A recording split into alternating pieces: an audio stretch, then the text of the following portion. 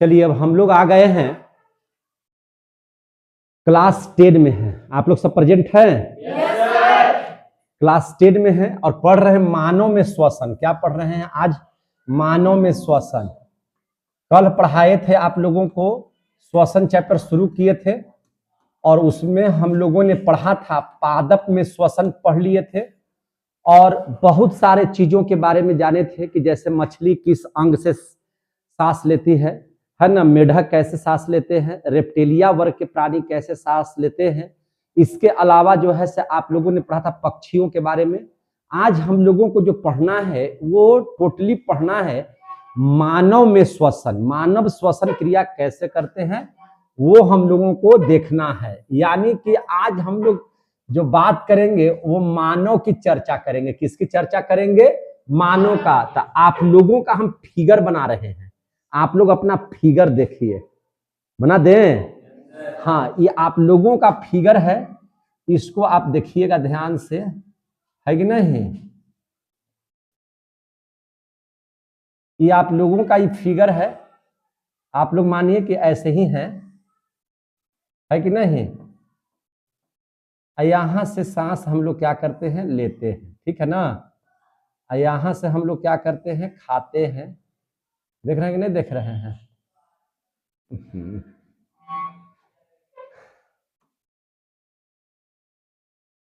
देखिए ध्यान से,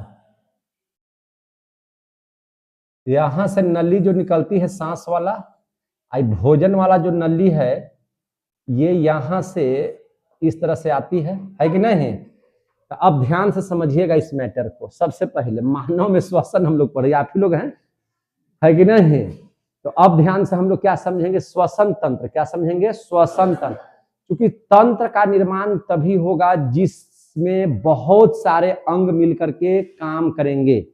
जब ढेर सारे अंग एक साथ मिल करके किसी एक काम को सफल बनाएंगे तो उस अंग को, पूरे अंग के मिलावट को क्या कहेंगे? अंग तंत्र बोलेंगे। क्या जी? तो मानव में जो श्वसन हम लोग पढ़ रहे हैं तो इस श्वसन तंत्र आज हम लोग पढ़ रहे हैं। क्या पढ़ रहे हैं? श्वसन तंत्र। श्वसन तंत्र जो हम लोग पढ़ रहे हैं इसको बोला जाता है रेस्पिरेटरी सिस्टम, है कि नहीं? क्या बोलते हैं हम लोग? रेस्पिरेटरी सिस्टम, है ना? रेस्पिरेटरी सिस्टम माने क्या हो जाएगा? श्वसन तंत्र। समझे कि नहीं? क्या हम लोग पढ़ेंगे इसको? श्वसन तंत्र, रेस्पिरेटरी सिस्टम। अब देख लीजिए ध्यान से, श्वसन तंत्र को बढ़िया से समझने के लिए आपको क्या करना पड़ेगा? रेस्पिरेशन को समझने के लिए, है ना, कहीं कहीं रेस्पायरेशन भी लोग बोल देता है, रेस्पिरेशन भी बोल देता है, उससे कोई मतलब खास नहीं है। तो रेस्पायरेशन को समझने के लिए सबसे पहले आप लोग देखिएगा, पढ़ना पड़ेगा श्वसन मार्ग को। किसको पढ़ना पड़ेगा? श्वसन मार्ग को। तो ध्यान से समझिएगा श्वसन मार्ग। श्वसन मार्ग कुल मिला जुला करके इसकी संख्या 10 होती है। कितना है? 10। श्वसन मार्ग किसे कहते हैं? तो वायु जो है जिस मार्ग से, है ना, हमारे कहां तक पहुंचती है? फेफड़ा तक पहुंचती है, उसी को क्या कहते हैं? श्वसन। आ रहा समझ में? क्या हम बोल रहे हैं से बताइए कि वायु जिस मार्ग का अनुसरण करती हुई, है ना, हम लोगों को ऊर्जा बनाती है, उसी को हम लोग क्या कहते हैं? श्वसन मार्ग। अपने मन से परिभाषा लिखना है, बहुत सारे परिभाषाएं हो सकती है, समझे कि नहीं? हम ऐसे मोटा मोटी तौर पर लिख देते हैं कि वायु जिस मार्ग से, जिस मार्ग का अनुसरण करती है, जिस मार्ग का अनुसरण करती है उसे श्वसन मार्ग कहते हैं। उसे श्वसन मार्ग कहते हैं। उसे श्वसन मार्ग कहते हैं। उसे क्या कहते हैं? श्वसन मार्ग कहते हैं। समझ में आ गया बात? देखिए, मार्ग बोले तो सबसे पहले आप हवा को किस में लेते हैं? तो हवा को लेते हैं कैसे? नाक से। कैसे लेते हैं? नाक से। तो इसमें श्वसन अंग के तौर पर सबसे पहला चीज है नासा छिद्र। नासा छिद्र। नासा छिद्र में नाक का छेद, अंगुली घुसाइए दोनों देने, है ना, नाक का छेद है कि नहीं? तो इसको क्या बोलते हैं, नासा छिद्र। नासा छिद्र से हम लोग क्या कर लेते हैं, सांस को खींच लेते हैं, यानी कि ऑक्सीजन को या हम लोग हवा को खींचते हैं। हवा खींचेंगे तो कौन हवा जाएगा अंदर में? अभी देखिए ध्यान से, अगर हवा हम लोग खींचे तो कौन सी हवा जाएगी, इससे पहले हम लोग इधर बात कर ले। देखिए सबसे पहले यहाँ पे एक मैटर को समझिए, तब हम लोग वहां पे चलते हैं तो ज्यादा अच्छा लगेगा, ठीक है ना। सबसे पहले आप देख लीजिए, हम लोग जो ब्रीदिंग करते हैं, ब्रीदिंग को हम लोग कहते हैं श्वासोच्छ्वास। क्या बोलते हैं उसको? श्वासोच्छ्वास। श्वासोच्छ्वास, इसी को अंग्रेजी में कहा जाता है क्या चीज? ब्रीदिंग। पहले इसको समझ लीजिए तभी उसको समझिएगा तो और बढ़िया है। ब्रीदिंग को समझ लीजिए। श्वासोच्छ्वास में दो चीजें होती हैं। कितनी चीजें होती हैं? दो चीजें होती हैं। समझे कि नहीं समझे? एक होता है प्रश्वास, एक होता है उच्छ्वास। प्रश्वास और उच्छ्वास। जब आप ऑक्सीजन माने हवा को लीजिएगा तो वो हो जाएगा प्रश्वास, जब ऑक्सीजन शुद्ध लीजिएगा तो प्रश्वास, और जब कार्बन डाइऑक्साइड को बाहर निकालिएगा तो उसको कहते हैं उच्छ्वास। लेकिन उससे पहले आप समझिए श्वासोच्छ्वास को समझिए बढ़िया से। श्वासोच्छ्वास क्या है? तो ये देखिए, आप गैस को क्या करते हैं? अंदर लेते हैं। हवा को क्या कर लेते हैं? अंदर लेते हैं। अब अंदर लेना, तो अंदर जब लेते हैं, एक होता है बाहर छोड़ना। अब सांस लेंगे तो दोनों बातें होंगी, अंदर लेना और बाहर छोड़ना, ये दो बात होता है। अगर हम लोग अंग्रेजी में बात करेंगे तो हम लोग कहते हैं, या हिंदी इसका अंदर लेना को हिंदी में कहते हैं निश्वसन। क्या बोलते हैं? निश्वसन। हवा को अंदर में लेना क्या कहलाता है? निश्वसन। और बाहर छोड़ना को कहते हैं निःश्वसन। क्या कहते हैं? निःश्वसन। क्लियर हो गए? इसको क्या बोलते हैं? निःश्वसन, इसको बोलते हैं निश्वसन। निश्वसन को अंग्रेजी में बोलते हैं इंस्पायरेशन। क्या बोलते हैं? इंस्पायरेशन। और अगर मान के चलिए कि इसको बाहर छोड़ रहे हैं तो उसको हम लोग बोलेंगे एक्सपायरेशन। क्या बोलेंगे इसको? एक्सपायरेशन। आ रहा है समझ में? एक्सपायरेशन। समझे कि नहीं समझे? तो अब भैया जब लेने की बात अगर आएगी तो आप कौन सी गैस लेंगे? तो ऐसा थोड़ी है कि वायुमंडल है तो यहाँ पे ऑक्सीजन है, यहाँ कार्बन डाइऑक्साइड है, वहां पर नाइट्रोजन है, ऐसा नहीं ना है। वहां तो सभी गैसें मिली हुई हैं, आर्गन भी मिला हुआ है उसमें। मुख्य रूप से 4 गैसें हैं। कौन कौन? नाइट्रोजन है, ऑक्सीजन है, कार्बन डाइऑक्साइड है, आर्गन है, ये सभी गैसें हैं वहां पे। समझ में आ रही है बात ना? तो अब इसमें जरा सा हम लोग ध्यान से समझेंगे कि यहाँ पे आपने लिया नाइट्रोजन। नाइट्रोजन कितना है मेरे भाई? 78%। उसके बाद ऑक्सीजन कितना है भाई? 21%। इसके बाद कार्बन डाइऑक्साइड देखिएगा तो कितना है? 0.03%। इसके बाद अगर आर्गन को आप लेके चलिएगा तो लगभग आपका है वायुमंडल में कितना? बोलिए बोलिए। 0. लगभग कितना? 98%। कितना है? 0.98% के आसपास में है। समझ में आ रही है बात ना? या 9, 8 या 6 इसी तरह से कुछ है, माने है यहाँ पे। समझ में आ रही बात है? तो ये सभी गैसें हैं। तो आप जब लीजिएगा, आप जब सांस लीजिएगा तो इस सब गैस में ना ले लीजिएगा, इस सब गैस आप ले लीजिएगा। ऐसा नहीं है कि इसमें से खाली ऑक्सीजन आप ले रहे हैं। ऑक्सीजन तो छटेगा अंदर जा करके। आप जब भी सांस लेते हैं, आप सांस लीजिए, टानिए सांस, तो आप सब गैस ले रहे हैं। आप सभी गैस लिए, जितना इसमें बोले ना, और कौन कितना % लिए, वो जितना रहेगा वायुमंडल में उतना आप ले रहे हैं। तो वायुमंडल में ये सब इतना है इसलिए इतना ले रहे हैं, कोई दिक्कत है? अब जब छोड़ने की बात होगी तो बताइए ना, नाइट्रोजन का कोई वर्क है हमारे शरीर में? तो नाइट्रोजन हम लोग लेते ही नहीं है। जितना था उतना वापस कीजिए। नाइट्रोजन जितना हम लोग के पास था उतना क्या कर दिए? वापस कर दिए। इसकी जरूरत ही नहीं है। लेकिन ऑक्सीजन जो होता है, ऑक्सीजन तो इसमें है 21%, लेकिन जब आप छोड़ते हैं तो 21 के 21% आप नहीं लेते हैं। आप मात्र इसका 4% लेते हैं एक बार सांस लेने में। कितना %? 4%। यानी कि आपको छोड़ना होगा कितना % बाहर? 17%। कितना % बाहर छोड़ना होगा? 17%, है ना? 4% आपने लिया। ऑक्सीजन कितना % लिया? 4%। इसके बाद कार्बन डाइऑक्साइड। अब देखिए कार्बन डाइऑक्साइड हम लेते हैं भले 0.03%, लेकिन जब लौटाना होगा, छोड़ना होगा, तो 4% छोड़ना है। कितना छोड़ना है? 4% छोड़ना है। समझे कि नहीं? और इसका तो कोई वर्के नहीं है, इसका तो जितना लेंगे उतना हम लोग क्या करेंगे? छोड़ देंगे। कोई जरूरत है इसका? तो ये सारी बातों को समझ लीजिए। श्वसन में हम लोग सभी गैसों को लेते हैं। आप सांस के रूप में सभी गैसें लेते हैं और छोड़ते भी हैं सभी गैसें, देख रहे हैं ना। लेकिन सिर्फ ऑक्सीजन की मात्रा को रखते हैं कुछ और कार्बन डाइऑक्साइड की मात्रा को बढ़ा करके छोड़ते हैं। जितना आप ऑक्सीजन लीजिएगा उतना ही कार्बन डाइऑक्साइड छोड़िएगा। तो आप 4% लेते हैं और 4% कार्बन डाइऑक्साइड यहाँ पे क्या कर रहे हैं? लगभग छोड़ रहे हैं। समझ में आ रही है बात ना? तो ये चीज हो गया। अब यहां से समझिए बात को। ये तो समझ में आ गया बात आपको। अब देख लीजिए, अब इसी में आइए। तो सबसे पहले जो नासा छिद्र है, तो नासा छिद्र में बाल होते हैं जो हवा के साथ जो धूलकन आता है उसको रोकने का काम करता है। नासा छिद्र क्या करता है? रोकने का काम करता है। पहला ये हमारा अंग हो गया। दूसरा जो अंग हो गया उसका नाम है नासा कपाट। उसका नाम क्या है? नासा कपाट। नासा कपाट है कि नहीं? नासा कपाट ये है जहां पे एक चिपचिपा पदार्थ म्यूकस जमा होता है। क्या जमा होता है? म्यूकस। अगर कुछ हम लोगों का धूलकन अंदर चल जाएगा, तो धूलकन जब अंदर चल जाएगा तो यहाँ पे चिपचिपा पदार्थ में जाके सट जाएगा, जिसको आप खखोर करके नकटी समझते हैं ना, नाकिया में से लगा करके खींच लेते हैं, है कि नहीं, और जाके बेंचवा में नीचे पोंछ देते हैं। तो क्या है? नकटी है। वो क्या है? म्यूकस के साथ जो धूलकन है वो सट जाते हैं। समझे कि नहीं? तो वो धूलकन को अंदर जाने से क्या करता है? रोकता है। इसके बाद तीसरा जो चीज आता है, वो तीसरा जो चीज है वह है आपका फायरिंग्स।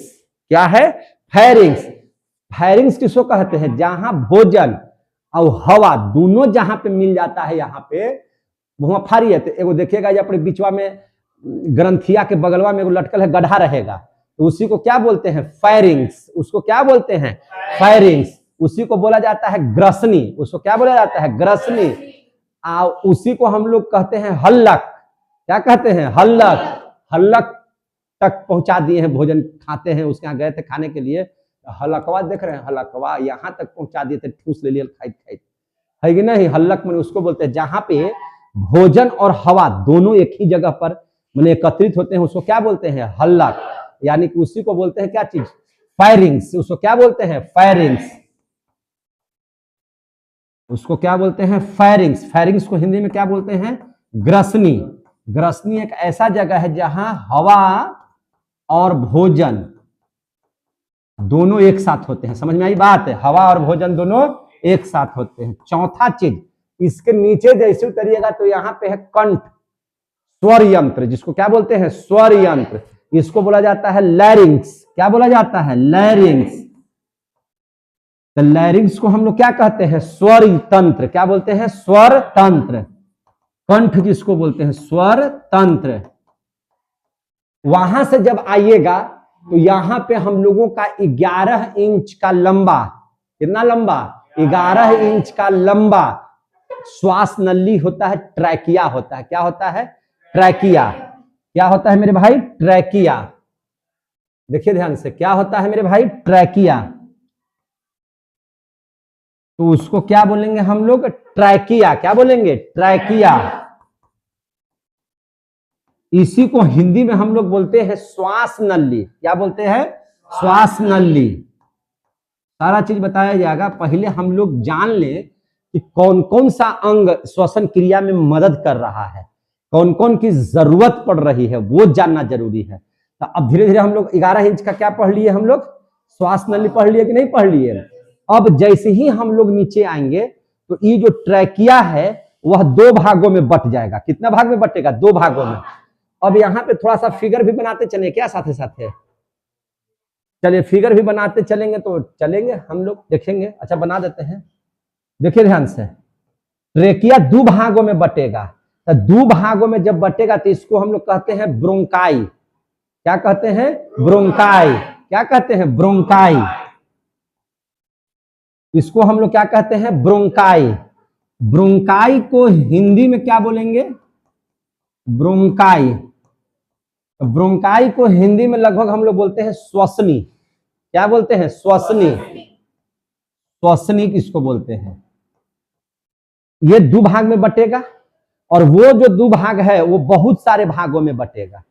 वो क्या करेगा? बहुत सारे भागों में बटेगा। तो वो बटेगा बहुत सारे भागों में, तो उसको बोलेंगे ब्रोंकियोलस। क्या बोलेंगे उसको? ब्रोंकियोलस।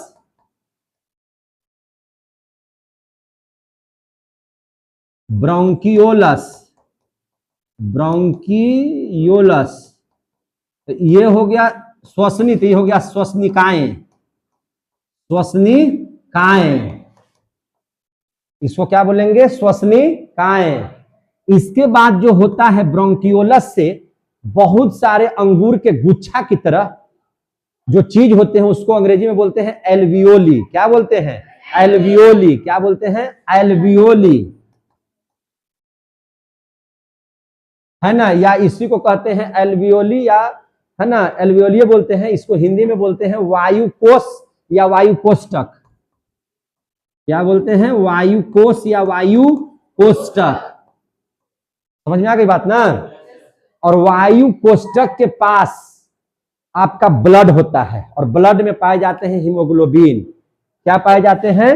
हीमोग्लोबिन।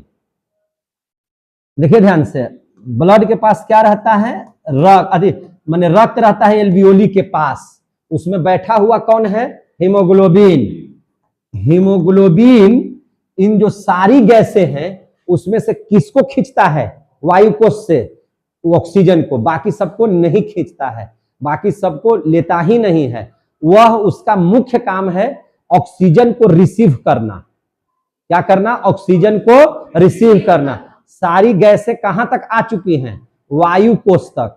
कहां तक आ चुकी हैं? वायु कोश तक। और वहां पे हीमोग्लोबिन क्या करेगा? तो हीमोग्लोबिन वहां से ऑक्सीजन लेगा और ऑक्सीजन लेकर के किसको दे देगा? दे देगा प्रत्येक कोशिका को।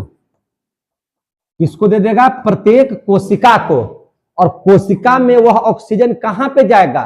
तो कोशिका का एक नाम है अंग का, जिसका नाम है माइटोकॉन्ड्रिया। क्या नाम है उसका? माइटोकॉन्ड्रिया।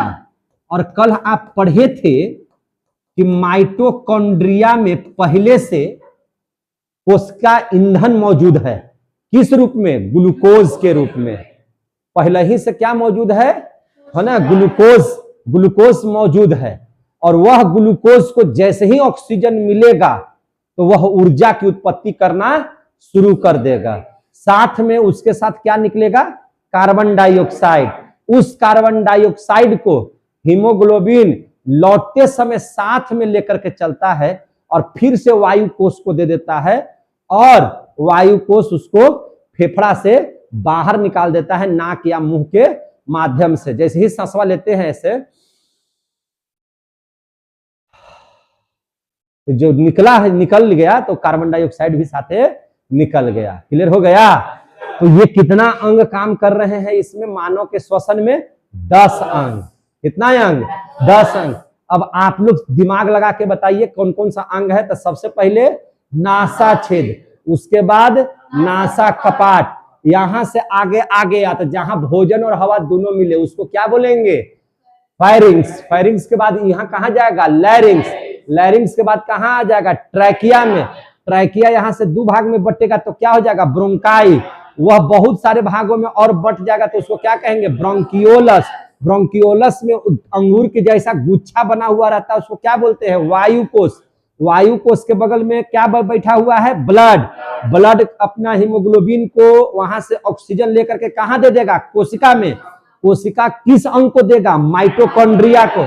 माइटोकॉन्ड्रिया में क्या होगा? क्रेब्स साइकिल चलेगा, जिससे वहां पर पहले से मौजूद जो कार्बोहाइड्रेट, जो ग्लूकोज है, वह ऑक्सीजन की प्राप्ति करके कार्बन डाइऑक्साइड बनाएगा, साथ ही हमारे शरीर के लिए ऊर्जा की उत्पत्ति करेगा। आ गया समझ में? इसको आपको ऐसे ही बोल देना है। समझ में आ गई बात ना? अब इसको फिगर से समझ लेते हैं। इसको कैसे समझ लेते हैं? फिगर से। चलिए इसको फिगर से कैसे समझ लिया जाए देख लीजिए ध्यान से। अब नाक मुंह नहीं बना करके हम डायरेक्ट आपका बना रहे हैं। यहां पे देखिए ध्यान से समझिए। जैसे देखिए यहां से मान के चलिए कि श्वास नली है ऐसे, और यहां पर ही ट्रैकिया है। क्या है? ट्रैकिया। देखिए ट्रैकिया में आपको हम बता रहे हैं कि कार्टिलेज का बना, कार्टिलेज मैंने होता है उपास्थि, कार्टिलेज मैंने क्या होता है? उपास्थि। 9th क्लास में जब आप लोगों को हम टिश्यू पढ़ा रहे होंगे तो उसमें हम लोगों ने कंकाल तंत्र के बारे में, कंकाल उत्तक के बारे में जब पढ़ाए होंगे तो कंकाल उत्तक दो तरह का होता है, एक होता है अस्थि और दूसरा होता है उपास्थि। उपास्थि मुलायम होता है ना, और अस्थि मजबूत होता है। उपास्थि जैसे कान में पाई जाने वाली हड्डी को क्या कहते हैं? उपास्थि। नाक में जो पाए जाने वाले अस्थि क्या होते हैं? उपास्थि। उपास्थीय को अंग्रेजी में बोलते हैं कार्टिलेज। समझ में आ गई बात?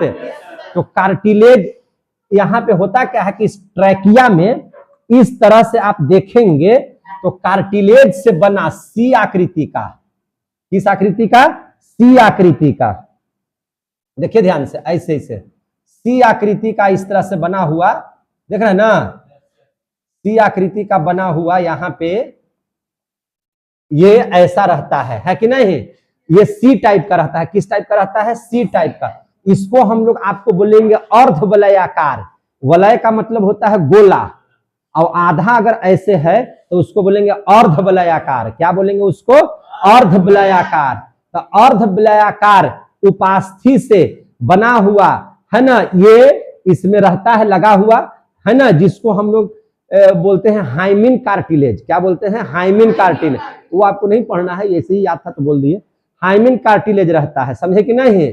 वो इसलिए यहां पर रहता है ताकि जो है ये नली आपस में सटे नहीं। अगर मान के चलिए कि आप ऑक्सीजन ले लिए और कहीं जो सट गया तब कार्बन डाइऑक्साइड निकल नहीं रहा है, तो बका कर मर न जाइएगा। तो ये नली आपस में सटे नहीं, इसके लिए ये कार्टिलेज से बना हुआ है ना, कार्टिलेज से ही जुड़ा हुआ रहता है। कौन? आपका जो ट्रैकिया है वो। ट्रैकिया मतलब श्वास नली है वो। समझ में आ गई बात? अब जैसे ही यहां से आगे बढ़ेंगे तो यह जो ट्रैकिया है दो भाग में बटेगा। कितना भाग में बटेगा? दो भाग में। देखिए ध्यान से, कितना भाग में बटा? दो भाग में बटा, बट गया। ये कितना भाग में बटा? दो भाग में। तो ये वाला भैया मेरे क्या है? ट्रैकिया है। क्या है ये? ट्रैकिया है। ट्रैकिया बोले तो इसी को क्या बोलते हैं? श्वास नली। क्या बोलते हैं? श्वास नली। ये क्या है? अर्धवलयाकार। अर्धवलयाकार उपास्थि से बना हुआ, उपास्थि है, लिख दीजिए अर्धवलयाकार उपास्थि है ये। समझे कि नहीं? अब जो है इस तरह से इसमें ये जुड़ा हुआ है। देखिए ध्यान से, देख रहे हैं ना? इस तरह से भी बना हुआ है ताकि आपस में ये सब नलियां आपस में क्या हो? सटे नहीं। समझ में आ रहा है ना बात? तो ये जो दो भाग में बटा, इसको हम लोग क्या कहेंगे? ब्रोंकाई। इसको क्या कहेंगे? ब्रोंकाई। समझ में आ रहा है बात? इसको क्या कहेंगे? ब्रोंकाई। अब स्थिति को समझिए, ये ब्रोंकाई बहुत सारे भागों में बट जाता है, बहुत सारे भागों में बटा हुआ रहता है। देख रहे हैं इस तरह से बहुत सारे भागों में बटा हुआ रहता है। तो ये जो बहुत सारे भागों में जो बट गया, देख रहे हैं ना ध्यान से? तो इस चीज को हम लोग क्या कहेंगे? तो इस चीज को हम लोग कहेंगे ब्रोंकियोलस। क्या बोलेंगे इसको? ब्रोंकियोलस। इसको क्या बोलेंगे? ब्रोंकियोलस। इसको हम लोग क्या बोलेंगे? ब्रोंकियोलस। देखिए ध्यान से, ब्रोंकियोलस है सब। अब ये ब्रोंकियोलस है तो इसका नाम लिख दीजिए ब्रोंकियोलस। ब्रोंकियोलस।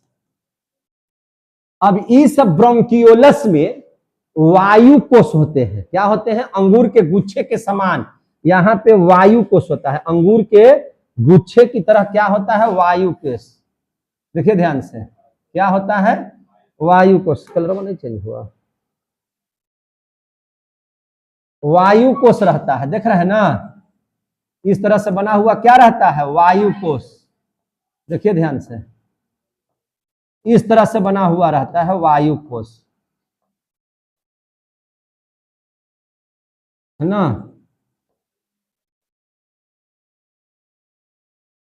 और इसकी संख्या थोड़ा बहुत नहीं होता है, ये काफी ज्यादा मात्रा में रहता है।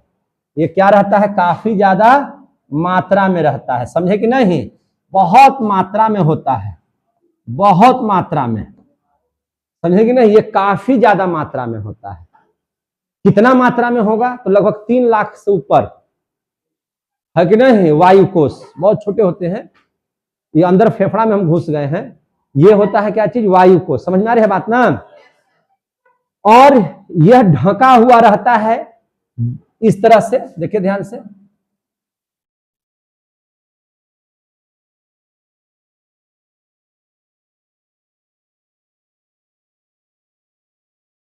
देख रहे हैं?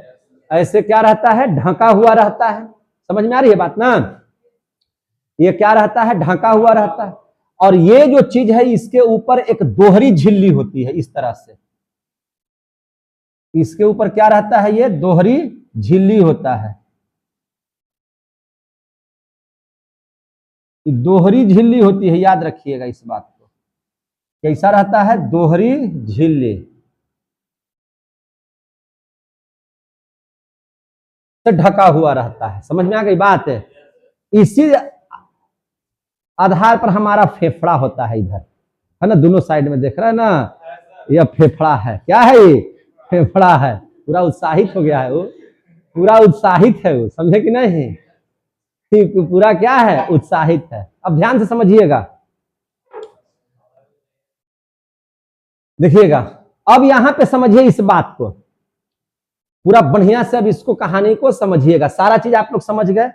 और यहीं पर बैठा हुआ रहता है क्या चीज? हीमोग्लोबिन। और वायु कोष से क्या ले लेता है? ऑक्सीजन। क्या ले लेगा? ऑक्सीजन। और कार्बन डाइऑक्साइड को क्या करेगा? कार्बन डाइऑक्साइड को वापस करेगा। कार्बन डाइऑक्साइड को यही हीमोग्लोबिन क्या करेगा? वापस करेगा। समझ में आ गई बात? है तो अब हम लोग इसको विधिवत तरीके से पढ़ लेंगे, विधिवत तरीके से पढ़ लेंगे। और इसके नीचे एक डायफ्राम लगा रहता है ऐसे, समझे कि नहीं? ये क्या रहता है? डायफ्राम, है कि नहीं? इसको हम लोग क्या बोलते हैं? डायफ्राम। क्या बोलते हैं इसका? डायफ्राम। और याद रखिए, ये जो डायफ्राम है 70% मदद करता है सांस लेने और छोड़ने में। 70% मदद करता है, यानी कि आपके सांस लेने में इसका बहुत बड़ा महत्व है। क्लियर हो गया कि नहीं हो गए? तो हम लोगों को ये बढ़िया से समझना है, बढ़िया से समझेंगे। तो आइए हम लोग इसको विधिवत तरीके से अब पढ़ाई करें। तो चलिए हम लोग पढ़ते हैं विधिवत तरीके। तो सबसे पहले नासिका में चलिए, नाक में। नासिका मतलब नाक। नासिका में चले गए तो नासिका में देखिएगा 2 छेद है ना? नाक में कितना छेद है? 2 छेद है। इसको बोलते हैं नासिका छिद्र। इसको क्या बोलेंगे? नासिका छिद्र। नासिका छिद्र जो है, नासिका छिद्र है तो कोई ना कोई एगो पट्टी है जो दोनों को अलग किए हुए है कि नहीं? तो उसको बोलते हैं हम लोग नासिका वेश्म। क्या बोलते हैं उसको? नासिका वेश्म। एक एक बात समझते चलिएगा। नासिका जो वेश्म है, जहां आगे बढ़ने पर ये अलग अलग नहीं ना हो जाएगा, कहीं ना कहीं जाके सटेगा। क्या हो जाएगा? सटेगा। तो उसको हम लोग कहते हैं नासिका पट्टी। उसको क्या कहते हैं? नासिका पट्टी। समझ में आ रहा है कि नहीं आ रहा है? समझ में आ रहा है? तो उसको क्या बोलते हैं? नासिका पट्टी। और जहां पर आकर के सटेगा, जहां पर दोनों एक होगा, यहां पे है कार्टिलेज से बना हुआ। वही देखिएगा, ये हड्डी है, छुपे देखेंगे, जब कोई मार दिया तुरंत सच खखनिए जेबे कीजिएगा। उपास्थि जो होता है सब मुलायम, जैसे कान में हड्डी है ना, तो उपास्थि है, उसी में हम लोग छेद करवा लेते हैं। अब पहनते हैं क्या चीज? ईयर रिंग, है कि नहीं? तो इसलिए जो है ईयर रिंग पहनना है अगर, तो यहाँ पे हम लोग छेदवा लेते हैं। हड्डी में छेद नहीं होता है, हड्डी में छेद हुआ तो आपका छेद हो जाएगा, चल जाएगा ऊपर ही, है ना? जब भी छेद उद करवाते हैं तो नाक में देखते हैं, इसमें सब छेद करवाते हैं। काहे भाई? तो ये सब उपास्थि से बना हुआ है। क्या चीज से बना हुआ? उपास्थि। उपास्थि कैसा रहता है? मुलायम, है कि नहीं?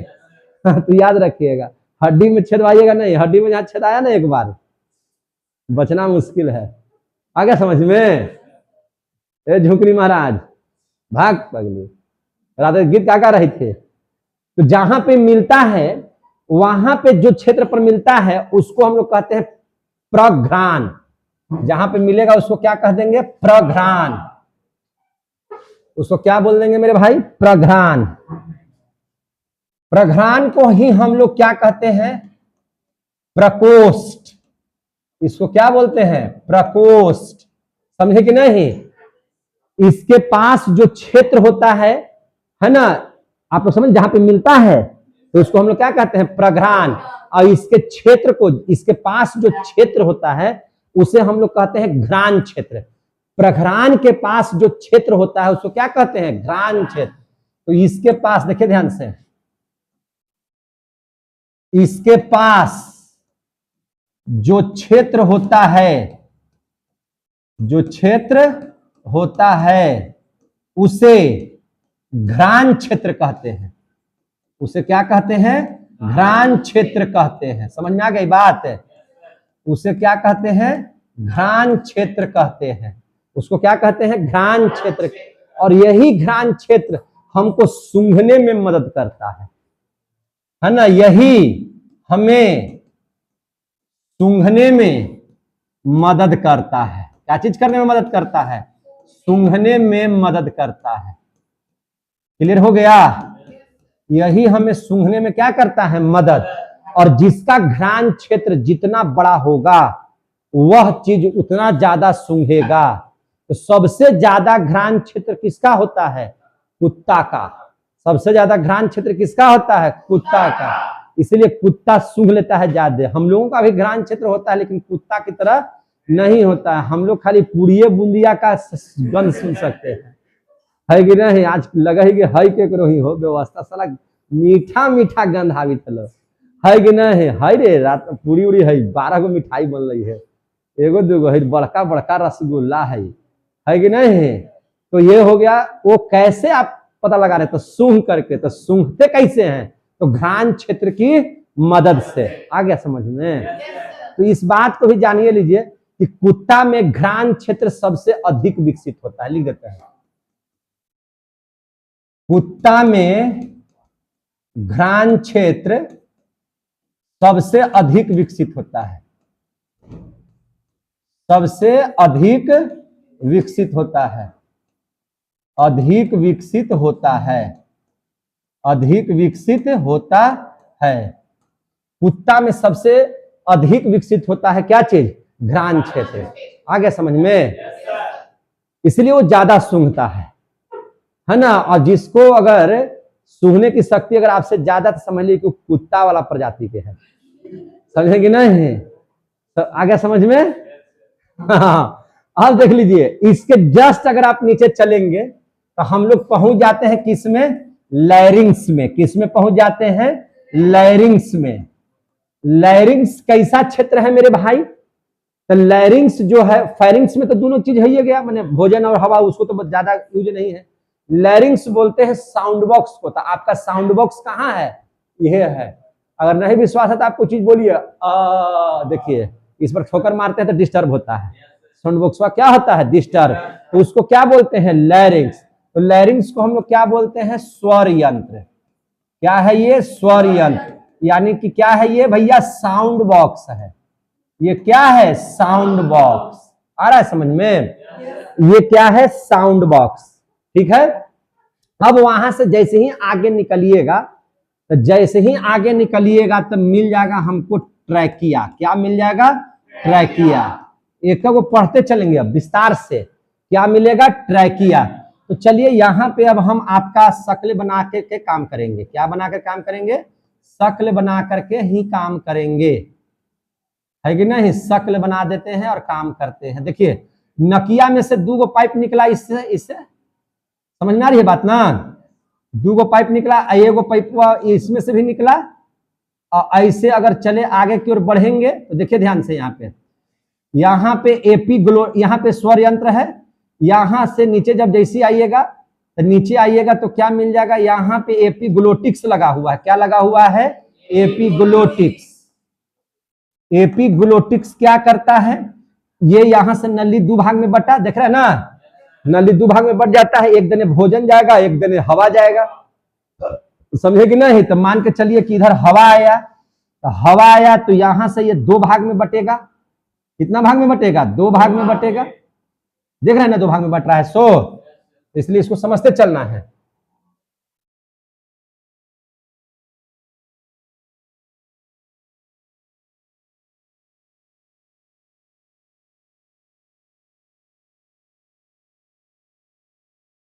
चलिए ध्यान से देखिएगा। तो यहां से ट्रैकिया पर आ गए हम लोग। ट्रैकिया, तो ट्रैकिया किस चीज से बना हुआ है? तो उपास्थि से। किस चीज से? उपास्थि से। उपास्थि का बना हुआ कैसा है भैया? तो अर्ध वलयाकार है कि नहीं। तो ट्रैकिया में लिखेंगे कि ट्रैकिया जो है उपास्थि का बना हुआ, उपास्थि का बना हुआ कैसा चीज है? तो अर्ध वलयाकार। अर्धवलयाकार, अर्धवलयाकार ये बना हुआ है। इसकी लंबाई कितनी होती है भैया? तो इसकी लंबाई होती है 11 सेंटीमीटर। कहीं कहीं सी टाइप भी दिया हुआ रहता है। कैसा बना हुआ रहता है? सी टाइप का। ऐसे ऐसे कैसा रहता है? सी टाइप का। कैसा रहता है? सी टाइप का। तो उससे भी अकबकाने की जरूरत नहीं है, समझे कि नहीं। और ये क्या हो गया? कितना सेंटीमीटर का होता है? 11 सेंटीमीटर का। मनुष्य में, इसमें मनुष्य में, बाकी की हम नहीं चर्चा कर रहे हैं, मनुष्य में कितना रहता है? 11 सेंटीमीटर का होता है, समझे कि नहीं। तो यहां तक की बात आप लोग समझ गए। और जैसे ही हम लोग इसके आगे जाते हैं, ट्रैकिया जब आगे बढ़ता है तो ट्रैकिया कितना भाग में बढ़ जाता है? दो भाग में। कितना भाग में? दो भाग में। तो ट्रैकिया जैसे ही आगे बढ़ा, आगे बढ़कर कितना भाग में बट गया? आगे बढ़कर कितना भाग में बट गया? दो भाग में। दो भाग में। इस दो भाग को हम लोग क्या कहते हैं?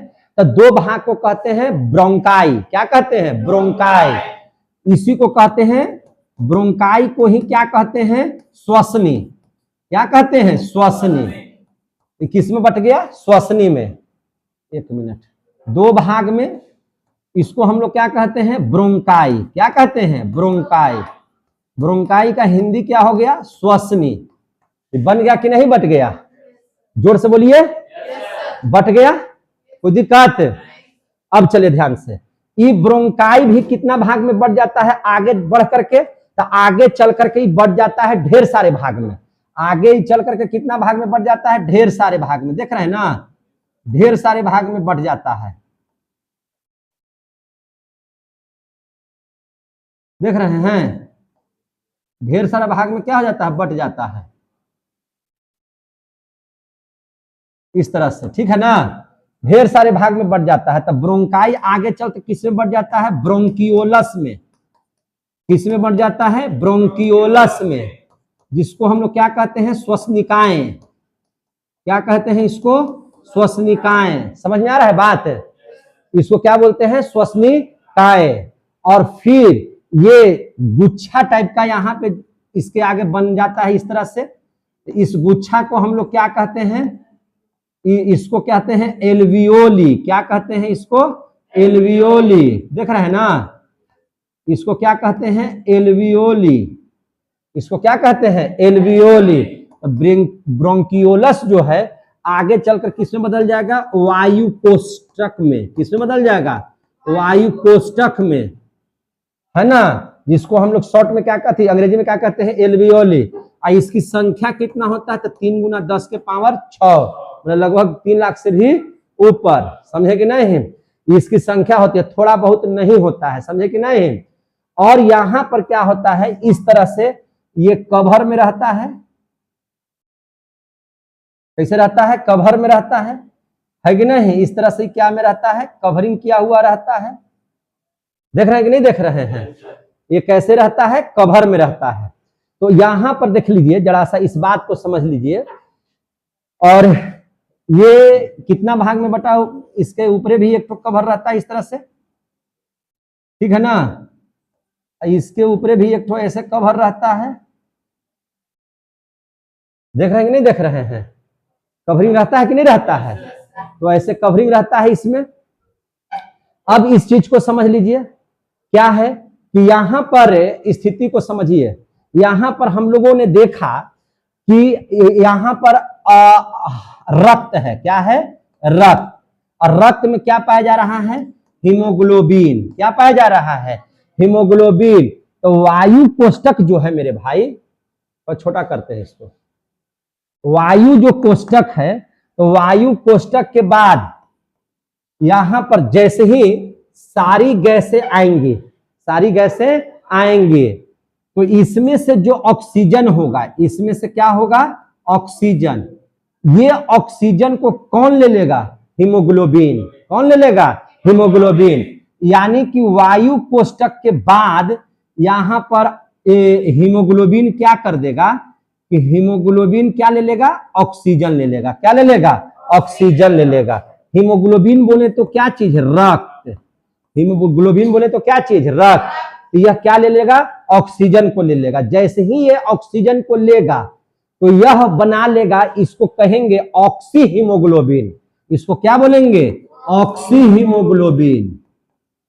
इसको बोलेंगे ऑक्सी हीमोग्लोबिन। इसको क्या बोलेंगे मेरे भाई, ऑक्सी हीमोग्लोबिन। क्लियर हो गया। और ये जो है ले करके कहां जाएगा, तो प्रत्येक कोशिका तक पहुंचाएगा। हीमोग्लोबिन इसको ऑक्सी हीमोग्लोबिन को लेकर के कहां चला जाएगा, ऑक्सीजन को लेकर कहां चला जाएगा, तो यह प्रत्येक कोशिका में पहुंचाएगा। कहां पहुंचाएगा, प्रत्येक पहुंचाएगा, प्रत्येक कोशिका में पहुंचाएगा। आया समझ में, यह प्रत्येक कोशिका में पहुंचाएगा। क्लियर हो गया। यह प्रत्येक कोशिका में क्या करेगा, पहुंचाएगा। यहां तक समझ में आ रही है कि नहीं बात, एकदम पढ़ते रहिए और सीखते रहिए कि कैसे कैसे करना है।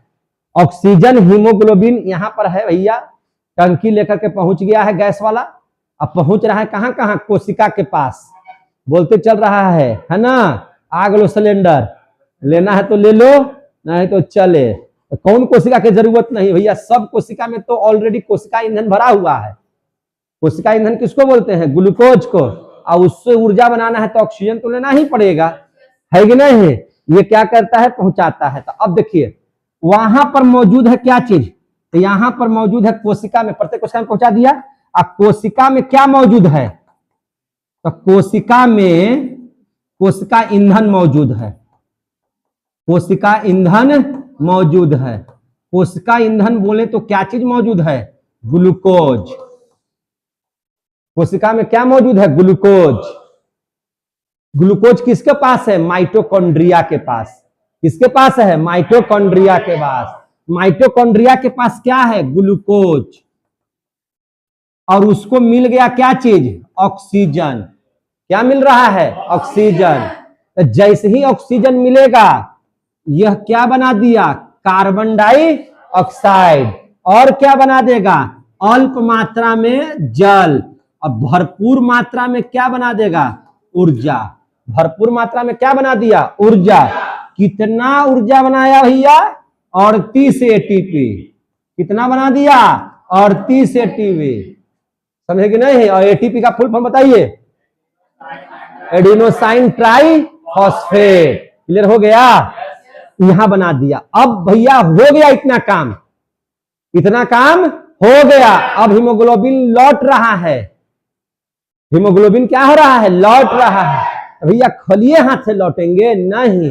हीमोग्लोबिन कहता है ऑक्सीजन दिए तो उसके बदले कुछ दीजिए। नहीं, जैसे तू केकरो बैना लेके जाएगी ना, बैना समझते हैं ना, कुछ लेके जाएगी तो उधर से कुछ ना कुछ दे देगा, है कि नहीं। तो जब ऑक्सीजन पहुंचा दिया हीमोग्लोबिन, तो कहा जाता है कि खलिए खलिए कहा जाएगा। ये जो कार्बन डाइऑक्साइड बना है, इसको निकालिएगा बाहर, अल्लाह ला दे दो, लेके चला जा हीमोग्लोबिन। जहां जहां ऑक्सीजन देगा वहां वहां से कार्बन डाइऑक्साइड ले लेगा। कार्बन डाइऑक्साइड क्या कर लेगा, ले लेगा। तो अब देखिए क्या होता है, अब देखिए ध्यान से क्या होगा। अब इधर हमको खाली जगह मिल गया, तो इधर काम करने हो, चलिए काम करते हैं इधर। अब देखिए यहाँ पे काम करेंगे। अभी देखिए, अब यहाँ पे कार्बन डाइऑक्साइड है। कार्बन डाइऑक्साइड कौन ले लेगा, हीमोग्लोबिन लिया। तो जब देखिए यहाँ पे जब ऑक्सीजन लेकर के आया था तो ऑक्सी हीमोग्लोबिन, और जब ऑक्सीजन अब नहीं लेकर के आ रहा है तो ऑक्सीजन नहीं है तो अनऑक्सी हीमोग्लोबिन। क्या लेकर के आ रहा है? Carbon dioxide. क्या लेकर के आ रहा है? Carbon dioxide. तो इसको कहेंगे कि भैया ऑक्सीजन लेकर के आया था तो ऑक्सी हीमोग्लोबिन, और कार्बन लेकर के जा रहा है तो इसको कहेंगे कार्बोक्सी हीमोग्लोबिन। क्या बोलेंगे इसको? Carboxy haemoglobin. Carboxy haemoglobin, carboxy haemoglobin. क्या चीज? कार्बोक्सी हीमोग्लोबिन, या इसी को कह सकते हैं अनॉक्सी हीमोग्लोबिन। आ गया समझ में? बोलबे नहीं करता है। इसको अनॉक्सी कहे भैया, ऑक्सीजन नहीं है तो अनॉक्सी, कार्बन है तो कार्बोक्सी। आ गया समझ में? ऑक्सीजन ढो करके ले आ रहा था तो उसको ऑक्सी हीमोग्लोबिन कहे थे, न लेकर के आ रहा था अनॉक्सी कह दिए। एक ही बात है, दो ऊ लिखे चाहे लिखिए। समझ में आ गई बात ना? ई कार्बन डाइऑक्साइड को कहां दे देगा?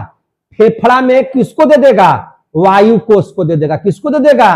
वायु कोष को। ले जाओ, और वही फेफड़ा वायु कोष को क्या कर देता है? बाहर निकाल देता है। क्या कर देता है? बाहर निकाल। तो यह काम 24 घंटा चलते रहता है, चलते रहता है। इसीलिए 24 घंटा आप लोग श्वसन की क्रिया करते रहते हैं। आगे समझ में? समझ में आ रही है कि नहीं आ रही है बात है? अब देख लीजिए, विस्तार से चूंकि पढ़ाना था आपके क्लास में, तो अब जरा सा फेफड़ा पर चर्चा करते हैं। किस पर चर्चा करते हैं? फेफड़ा पर। अलगे से फेफड़ा पर चर्चा करते हैं, है ना? फेफड़ा पर हम लोग चर्चा करते हैं। फेफड़ा है क्या चीज? तो फेफड़ा की संख्या है 2 ना, देख रहे हैं, एगो ही पट्टी। तो फेफड़ा की संख्या कितना है? 2। तो फेफड़ा की संख्या कितना है मेरे भाई? 2। कोई पूछेगा कि फेफड़ा की संख्या कितना, तो कितना बताइएगा? 2। अच्छा, ये स्थित कहां है? ये कहां अवस्थित रहता है? तो भैया इसको कहते हैं वक्ष गुहा। फेफड़ा कहां रहता है? वक्ष गुहा में। कहां रहता है? वक्ष गुहा में। फेफड़ा कहां रहता है? वक्ष गुहा में। तो कहां स्थित है? वक्ष गुहा में स्थित है। वक्ष गुहा में 2 चीज रहता है। वक्ष गुहा में कितना चीज रहता है? 2 चीज। एक तो रहता है आपका हार्ट, हार्ट माने हृदय, और एक रहता है क्या चीज? फेफड़ा। यहीं पर क्या होता है? हर्टवा रहता है। ऐसे देखिए ध्यान से, अहिजे हर्टवा रहेगा, यहीं पर हर्टवा ऐसे रहता है, इसी में दिलवा रहता है ऐसे। समझेगी नहीं? आई फेफड़वा को ढके हुए कौन रहता है? पसली। 12 गो ई पट्टी और 12 गो ई पट्टी, 12 दूनी 24 गो पसली फेफड़ा को जग रखता है बढ़िया से। समझे कि नहीं? एगो स्टेर्नम नामक हड्डी से दोनों जुड़ा हुआ रहता है। समझे कि नहीं? समझ रहे फेफड़ा कितना है? अहिजे पड़ी रहता है बाएं साइड में। जैसे ये हटवा बना, यहाँ हटवा कहाँ रहेगा? देखिएगा, हम अहिजा बनाए हैं। तो अहिजे पड़ी नीचे वाला भाग में, अहिजे पड़ी छोटा सा है ना, एकदम अंदर पसलिया के अंदर फेफड़वे में हटवा रहता है, धड़कते रहता है। उसका काम है पंपिंग करते रहना, ब्लड को छोड़ते रहना। समझे कि नहीं? तो वक्ष गुहा में क्या चीज रहता है? 2 चीज। कौन कौन? हृदय और फेफड़ा। क्लियर हो गया कि नहीं हो गया? इसका आवरण देख लीजिए। आवरण माने बाहरी क्षेत्र, आवरण देख लीजिए। तो आवरण जो देखिएगा मेरे भाई, तो आवरण को क्या कहते हैं? तो इसको कहते हैं प्लूरा मेम्ब्रेन। इसको क्या कहते हैं? Pleura membrane. नाम याद रहेगा क्या?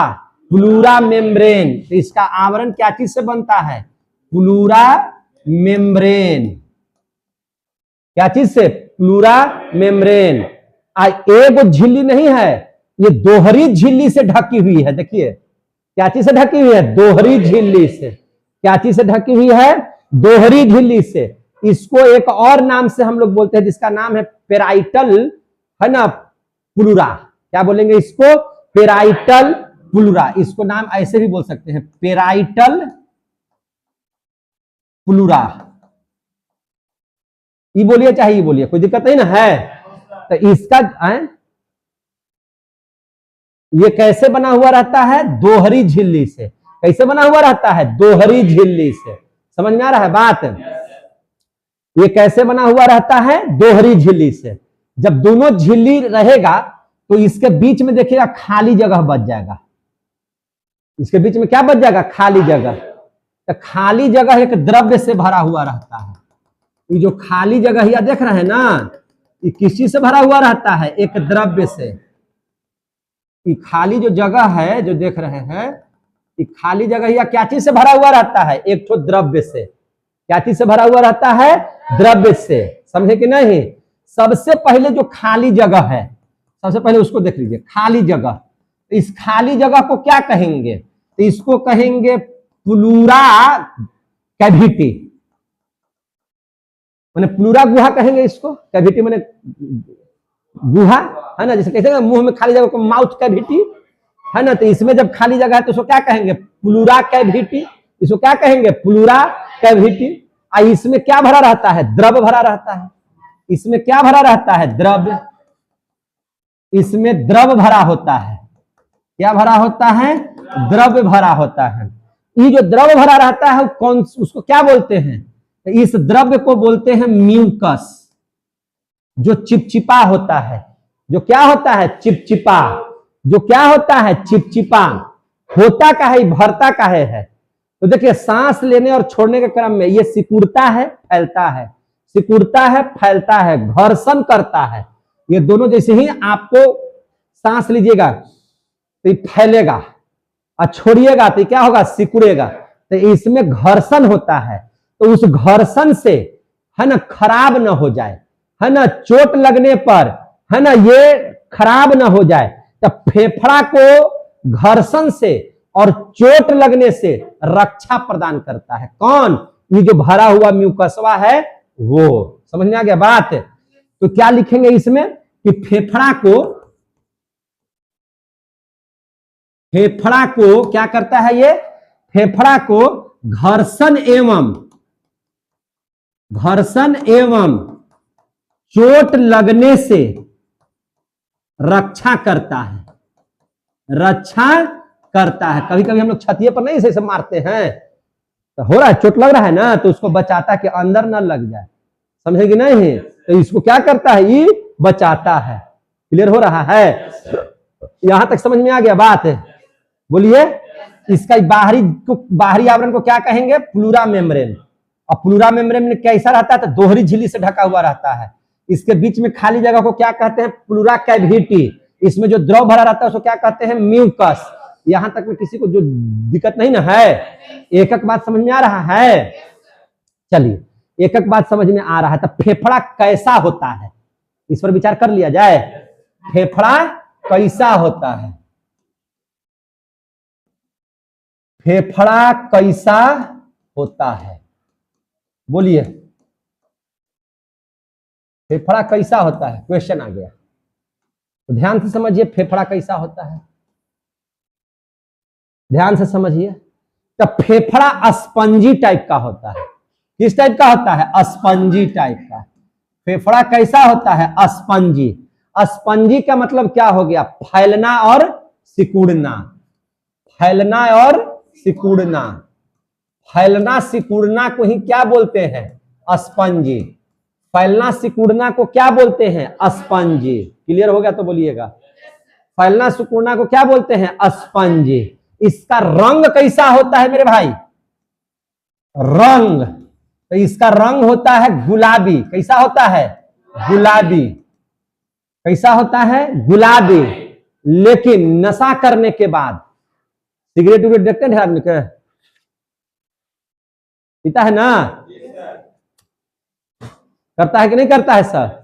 तो जो सिगरेट जब पीता है, यानी कि आप धूम्रपान कीजिएगा, तो धूम्रपान करने पर फेफड़वा गुलाबी नहीं होगा, वो हो जाएगा काला। कैसा हो जाएगा? काला। धूम्रपान करने पर कैसा हो जाएगा मेरे भाई? काला। कैसा पड़ जाएगा उसका कलर? काला। इसकी संरचना कैसी होती है? फेफड़ा की संरचना कैसी होती है? तो भैया इसमें सारा चीज है। तो देखने में तो लग रहा है बैग टाइप का, थैला टाइप का लग रहा है। कैसा लग रहा है? थैला। तो इसकी संरचना है थैलानुमा। कैसा है? थैलानुमा। आ रहा है समझ में? इसका फेफड़ा का बनावट कैसा है? थैलानुमा है। कैसा है? थैलानुमा है। कोई दिक्कत? बोलना जी। नहीं सर, ठीक है। थैलानुमा होता है। यहां तक समझ में आ गई बात? कोई चीज छूट रहा है? नहीं, सब पढ़ा रहे हैं टोटल चीज। चलिए, अब श्वसन 2 चरण में होता है। श्वसन कितना चरण में होता है? 2 चरण में। देखिए कैसे कैसे श्वसन भैया होता है 2 चरण में। कितना चरण में? 2 चरण में। एक होता है जिसको हम लोग बोलते हैं प्रश्वास। क्या बोलते हैं? प्रश्वास। एक होता है जिसको कहते हैं उच्छ्वास। क्या बोलते हैं? उच्छ्वास। अब यहां पे देखिएगा 2 क्रियाएं हुई थी फेफड़ा में। फेफड़ा में कितना क्रिया हुआ था? 2। एक हीमोग्लोबिन ऑक्सीजन लिया था। हीमोग्लोबिन क्या लिया था? रक्त क्या लिया था? ऑक्सीजन लिया था। तो ऑक्सीजन को फेफड़ा में लेना, फेफड़ा से लेना, ऑक्सीजन को फेफड़ा से लेना, ऑक्सीजन को फेफड़ा से लेना क्या कहलाता है? प्रश्वास। आ गया समझ में? ऑक्सीजन को फेफड़ा से लेना क्या कहलाता है? प्रश्वास। अब जब ऑक्सीजन पहुंचा था सेल के पास, तो सेल के किस अंग में गया था? माइटोकॉन्ड्रिया में। माइटोकॉन्ड्रिया में क्रेब्स साइकिल चला, यानी कि ईंधन जला, कोशिकीय ईंधन जला। कोशिकीय ईंधन बोले तो क्या चीज? ग्लूकोज, यानी कि ग्लूकोज का दहन हुआ तो वहां बन गया कार्बन डाइऑक्साइड। ऊर्जा तो बना ही बना, लेकिन क्या बन गया? Carbon dioxide. तो कार्बन डाइऑक्साइड को फेफड़े से बाहर निकालना है। तो कार्बन डाइऑक्साइड को क्या करना है? फेफड़ा से बाहर करना। फेफड़ा से बाहर करना, यह क्या कहलाता है? उच्छ्वास। आ गया समझ में? ऑक्सीजन को फेफड़ा से लेना प्रश्वास, और कार्बन डाइऑक्साइड को फेफड़ा से बाहर करना उच्छ्वास। समझ में आया बात? समझ में आ गया बात? उसको क्या कहेंगे? उच्छ्वास कहेंगे। कोई दिक्कत हो गया? यहां तक समझ में आ गया? चलिए, कोई दिक्कत नहीं ना हो रहा है मेरे भाई? एक एक चीज समझ में आ रहा है कि नहीं आ रहा है समझ में? अब आगे चलिए, पूछ लेते हैं इसलिए कि कहीं गड़बड़ाएगा तो फिर बताएंगे, है कि नहीं? इसलिए बार बार पूछना पड़ता है। क्या यार, न समझ में आ रहा है? अच्छा, ये समझ में आ रहा है कि नहीं आ रहा है? आप लोग दूसरे को बता सकते हैं। अब चलिए, अब देख लीजिए ध्यान से। प्रश्वास के समय फेफड़ा में कुछ घटना हुआ है। ये प्रश्वास के समय फेफड़ा में क्या हुआ है? कुछ घटना घटी है। कौन कौन सी घटना घटी है? तो देखिए ध्यान से। प्रश्वास के समय, प्रश्वास के समय फेफड़े में घटने वाली घटना, कितना घटना घटा है? तो 2-3 गो घटना घटेगा। कौन कौन? देखिए, पहला, फेफड़ा का आयतन कितना होता है? क्या बताएगा? पहले यही लिख लेते हैं। फेफड़ा का आयतन, आयतन समझ रहे हैं ना? आयतन कितना जगह है? तो इसमें जगह है 400 से 800 वर्ग फीट। कितना जगह है? 400 से 800 वर्ग फीट। आ गया समझ में? इतना जगह है। समझ में आ गई बात ना? हवा का लेने का। ठीक है, अब स्थिति को समझ लीजिए। जब आप प्रश्वास करते हैं, प्रश्वास का मतलब दिमाग में लगा लीजिएगा कि ऑक्सीजन लेते हैं। जब क्या ले लेते हैं? ऑक्सीजन। तो पहला घटना होता है कि 12 जोड़ी पसली, 12 जोड़ी का मतलब क्या हो गया? 24 गो। 12 जोड़ी पसली। जैसे सांस लीजिए, सांस लीजिए, तो देखिए छतिया निकलेगा, पसलिया निकल जाएगा। देखिएगा, देखिएगा हमको, देखिए ध्यान से। फैल गया ये? समझ में आई बात? तो 12 जोड़ी पसली क्या हो जाती है? तो 12 जोड़ी पसली बाहर की ओर निकलती है, जिससे वक्ष गुहा का आयतन बढ़ जाता है। जिससे वक्ष गुहा का आयतन बढ़ जाता है। तो 12 जोड़ी पसली बाहर निकलती है, बाहर निकलती है, जिससे जिससे वक्ष गुहा का आयतन, वक्ष गुहा का आयतन बढ़ जाता है। वक्ष गुहा का आयतन क्या हो जाता है? बढ़ जाता है। वक्ष गुहा का आयतन क्या हो जाता है? बढ़ जाता है। अब एक चीज आपको बताना है जो बताते हैं। अच्छा, इसी में नहीं, वक्ष गुहा का आयतन क्या हो जाता है? बढ़ जाता है। अब देख लीजिए, अब इस चीज को हम और बढ़िया से समझा देंगे। अब यहां पर देखिएगा, हम यहां पर जल्दी से बना देते हैं, बिना फिगरवा के ना बनता है यार।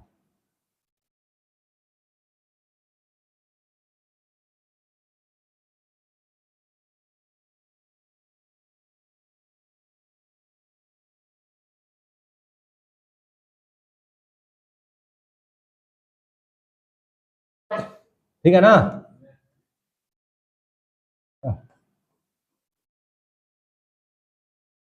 ठीक है,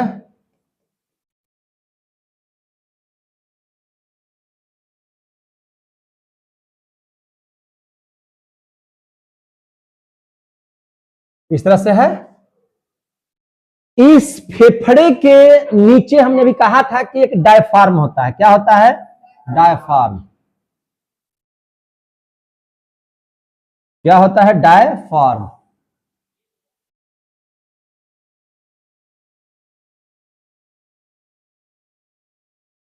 क्या होता है? डायफ्राम। अब स्थिति को समझिएगा क्या है से। डायफ्राम में संकुचन से वक्ष गुहा का आयतन बढ़ जाता है। देखिए होता है क्या। पहले डायफ्राम के बारे में जान लीजिए, तब इसके बारे में हम बता देते हैं विस्तार से। ये डायफ्राम क्या करता है? देखिए, यह जो डायफ्राम है, अभी हम आपको बताए थे कि यह सांस लेने में मदद करता है। यह सांस लेने में क्या करता है? मदद करता है। सांस लेने में मदद करता है। कोई दिक्कत है? यह सांस लेने में क्या करता है? मदद करता है। जैसे ही आप सांस लीजिएगा, सांस लीजिए, सांस लीजिए, तो सांस आप कब लिए हैं पता है? ये डायफ्राम नीचे चला गया है। डायफ्राम कहां चला गया? नीचे। यानी कि जगह कोई क्या कर दिया? बढ़ा दिया। नीचे जाने के बाद इसमें जगह बढ़ा, तभी आप सांस को क्या किए? ले लिए। समझे कि नहीं? और ये अब इस फेफड़ा की ताकत नहीं है कि कार्बन डाइऑक्साइड को निकालेगा, यही इसको ठेलेगा। इसको क्या करेगा? डायफ्राम ठेलेगा। किसको ठेलेगा? फेफड़ा को। अचाक से मारेगा, उसको निकलेगा, तब आपका कार्बन डाइऑक्साइड क्या हो जाएगा? बाहर निकलेगा। तो सबसे पहले इस बात को समझिए कि डायफ्राम जब सांस लेते हैं, क्या करते हैं? सांस लेते हैं, तो सांस जैसे ही लीजिएगा तो डायफ्राम कहां हो जाएगा? नीचे। डायफ्राम कहां हो जाएगा? नीचे। डायफ्राम हो जाएगा नीचे। डायफ्राम कहां चला जाएगा? नीचे। और जैसे ही सांस छोड़िएगा, सांस छोड़ने पर ये डायफ्राम कहां चला जाता है? ऊपर। डायफ्राम कहां चला जाएगा? ऊपर। और सांस लेने और छोड़ने में कितना मदद करता है? 70% अकेले ही डायफ्राम है जिसकी वजह से आप सांस लेते हैं। बाकी 30% में आओ अलर जलर जितना पढ़ रहे हैं सब, 70% में ये अकेले। होता क्या है? फेफड़ा की ताकत नहीं है, न सांस लेने की न सांस छोड़ने की। समझे कि नहीं? इसकी ताकत नहीं है, इसकी ताकत है। लेकिन जब गर्भवती जो महिला हो जाती है कि नहीं, जैसे उधर मैंने पेट, यहाँ छाती, छाती है, इन दोनों के बीच में क्या है? डायफ्राम है। इन दोनों के बीच में क्या है? डायफ्राम। तो जैसे स्त्री के गर्भवती अगर है, तो गर्भवती स्त्री है तो उसके में तो आओ अंदर में सामान भर गया, तो दोनों सट जाएगा, तो डायफ्राम आप कैसे जाएगा? तो उस समय महिलाएं को सांस लेने में, गर्भवती महिलाओं को सांस लेने में डायफ्राम नहीं काम करता है। उस समय उसकी जो पसली है ना, उधर में फैलता और सिकुड़ता है, और इससे होने लगता है। समझे बात के? महिलाओं की क्या होने लगती है? गर्भवती महिला का फेफड़ा जो है, पसलिया, यह इधर दाएं बाएं फैलने और सिकुड़ने लगता है। क्लियर हो गया कि नहीं हो गया? बल्कि इसको लिख देते हैं तो आपको विश्वास रहेगा कि वो सही बता रहा है ना। हो क्लियर हो गया? तो इसको लिख देते हैं, क्या लिख दें? गर्भवती महिलाओं में, गर्भवती महिलाओं में डायफर्म की जगह, डायफर्म की जगह कौन काम करता है सांस लेने और छोड़ने में? तो पसली। पसली बोले तो इसको क्या बोलते हैं? रिब्स। क्या बोलते हैं? रिब्स। रिब्स मींस क्या होता है? पसली। मदद करने लगता है, मदद करने लगता है। कौन मदद करने लगता है? रिब्स मदद करने लगता है। समझे कि नहीं? कभी कभी आप एक्सीडेंट कर जाइएगा और देखिएगा, सुनिएगा कि बाबू एक्सीडेंट तो किया और तुरंत मर गया और कहीं से एक ठोप खून नहीं बहा और तैयो मर गया। तो अगर डायफ्राम टूट गया, अगर अंदरूनी चोट लगी और डायफ्राम क्या हो गया? टूट गया, आप सांस ले लिए, सांस लिए हुए हैं, अब जब ये टूट गया तो ढकलेगा ही नहीं और इसकी फेफड़ा की ताकत नहीं है कि अपने से सांस को बाहर निकाल देगा। जैसे सांस आप ले लिए हैं, आई टूट गया, सांस नहीं छूट रहा है, सांस आपका छूटेगा ही नहीं, और जब सांस नहीं छूटेगा तो कार्बन डाइऑक्साइड निकलेगा ही नहीं और आप अकबका के क्या हो जाइएगा? मर जाइएगा। तो डायफ्राम के टूटने से क्या हो जाता है? आदमी की मौत हो जाती है। क्लियर हो गया? समझ में आ रहा है जो बात बोल रहे हैं से? तो इसलिए डायफ्राम हमारे शरीर में, हमने एक ही लाइन में जब कह दिया कि सांस लेने और छोड़ने में सबसे ज्यादा कौन सा अंग मददगार है, तो आप बोलेंगे डायफ्राम। क्या करता है ये? तो एक तो दोनों को अलग कर दिया, उदर को और वक्ष को, दोनों को अलग कर दिया और इससे ही जुड़ा हुआ रहता है। इसको क्या करता है? ठेलता है। इसको क्या करता है? ठेलता है। यानी कि जैसे ही आप लीजिएगा तो डाउन कर जाएगा, सांस लीजिएगा तो डाउन कर जाएगा, डाउन कर जाएगा तो सांस भर गया, और आपको छोड़ना है तो छोड़ना है, तो जब तक इसको ठेलेगा नहीं तब तक सांस आपका निकलेगा नहीं। इसलिए सबसे इंपॉर्टेंट अंग कौन हो गया? डायफ्राम। क्लियर हो गया? सबसे माने इंपॉर्टेंट अंग हो गया ना ये, इसी की वजह से हम लोग ये करते हैं। तो अब यहीं पर बात आ रही थी कि 12 जोड़ी पसली बाहर निकलती है, जिससे वक्ष गुहा का आयतन क्या होता है? बढ़ जाता है। दूसरा इसका घटने वाली घटना क्या है उसको समझ लेते हैं। दूसरा इसमें घटने वाली घटना क्या है, थोड़ा बड़ा कर देते हैं कि आपको दिखाई दे रहा है ना सगरों से। तो दूसरा चीज यही हम बता रहे थे कि डायफ्राम के संकुचन से, डायफ्राम के संकुचन से, डायफ्राम के संकुचन से, समझ में आ रही है बात? डायफ्राम के संकुचन से वक्ष गुहा का आयतन बढ़ जाता है। जैसे सिकुड़ेगा, नीचे जाएगा तो उसका आयतन क्या हो जाएगा? बढ़ जाएगा। वक्ष गुहा का आयतन बढ़ जाता है, आयतन बढ़ जाता है। क्लियर हो गया? आयतन क्या हो जाता है? बढ़ जाता है। अब उदर गुहा में संकुचन होने से क्या होगा? उदर गुहा में अगर सिकुड़ेगा, नीचे जाएगा तो उदर गुहा सिकुड़ेगा कि नहीं सिकुड़ेगा? तो उदर गुहा के जो पेशी होता है उसमें संकुचन होने लगता है। देखिए तीसरा में, उदर गुहा के मांसपेशी में, किसमें? मांसपेशी में क्या हो जाएगा? संकुचन। क्या हो जाएगा? संकुचन होता है। तो इसमें भी अगर संकुचन होता है तो वक्ष गुहा का आयतन क्या हो जाता है? बढ़ जाता है। वक्ष गुहा का आयतन क्या हो जाता है? बढ़ जाता है। वक्ष गुहा का आयतन क्या होता है? बढ़ जाता है। आयतन क्या हो जाता है? बढ़ जाता है। तो ये सब घटना, 3 तरह की घटना होती है। कहां? है ना, प्रश्वास में, यानी कि ऑक्सीजन लेने पर। समझे कि नहीं? ये जो डायफ्राम है, ये डायफ्राम की आपसे कोई आकृति पूछेगा कि कैसा होता है, पूछ सकता है कि नहीं पूछ सकता है? तो देखिए डायफ्राम की जो आकृति होती है यह गुंबद नुमा संरचना है। कैसा संरचना है? गुंबद नुमा संरचना है। इसको और यहां पे लिखते हैं, यह गुंबद नुमा संरचना होती है। गुंबद नुमा, गुंबद नुमा संरचना होती है। अगर इसके बारे में लिखने के लिए आएगा तो और लिखिएगा, यह गुंबद नुमा संरचना होती है। इसकी संरचना कैसी होती है? गुंबद नुमा टाइप का होता है। कैसा होता है? गुंबद नुमा टाइप का। और ये वक्ष गुहा, वक्ष माने ये छाती वाला, और उदर गुहा माने पेट, ये दोनों को अलग करती है। ये दोनों को क्या करती है? अलग। तो इसमें दूसरी बात लिख सकते हैं डायफ्राम के बारे में कि यह वक्ष गुहा और उदर गुहा को क्या करती है? अलग करती है। क्या करती है? अलग करती है। यह वक्ष गुहा और उदर गुहा को क्या करती है? अलग करती है। समझ में आ गया बात? इसके टूटने से आदमी मर जाता है। इसके टूटने से क्या होता है? आदमी मर जाता है। आदमी क्या हो जाता है? मर जाता है। इसके टूटने से आदमी क्या हो जाता है? मर जाता है। समझ में आ रही है बात? कोई दिक्कत? तो हो तो गया, पूरा श्वसन समाप्त हो गया। आप कुछ बताएं। हो गया। समझेंगे ना? श्वसन तो हम लोग पढ़ ही लिए, अब है क्या इसमें?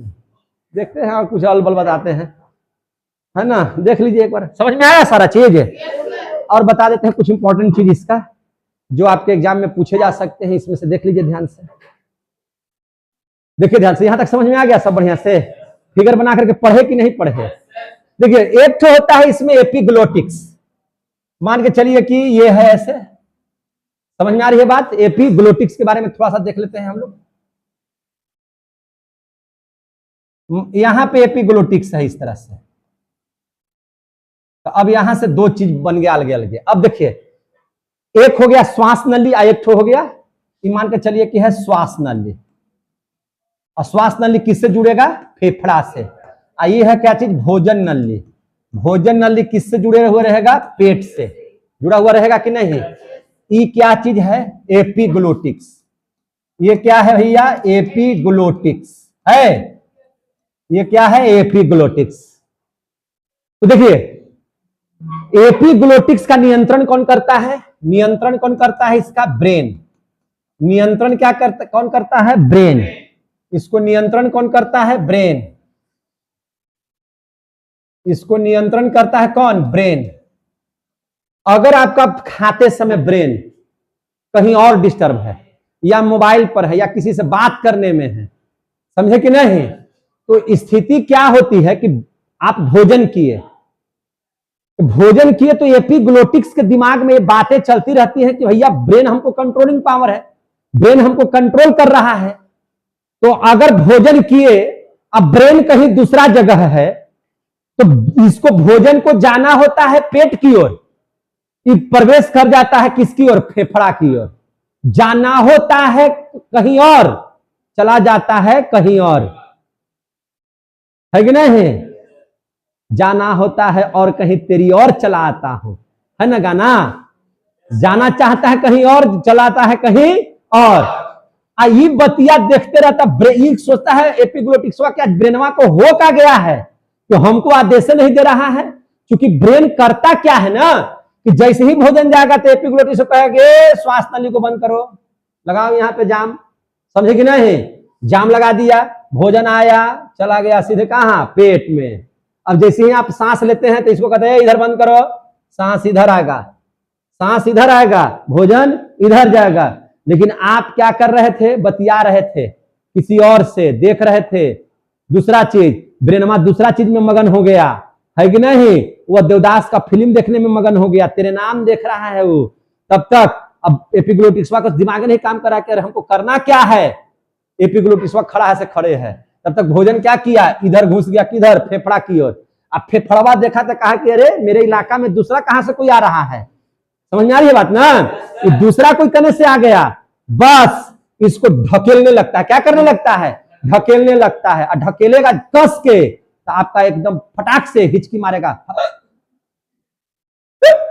हर 2-2 मिनट पर। तब तक करते रहेगा जब तक कि आपको बाहर पूरा बढ़िया से साफ नहीं कर दे। और कभी कभी ऐसा होता है कि ब्रेनवा एकदम खो जाता है किसी की याद में, समझे कि नहीं? अब भोजनवा एकदम ढुक जाता है फेफड़वा तक, समझे कि नहीं? अब हो जाता है वहां गरगट। और गरगट हो जाता है तो क्या होता है? ये कहता है कि अरे ये तो यहां तक घुस गया, एक के तुरी फेफड़वा के सब अंग जितना जो ब्रोंकाई, ब्रोंकियोलस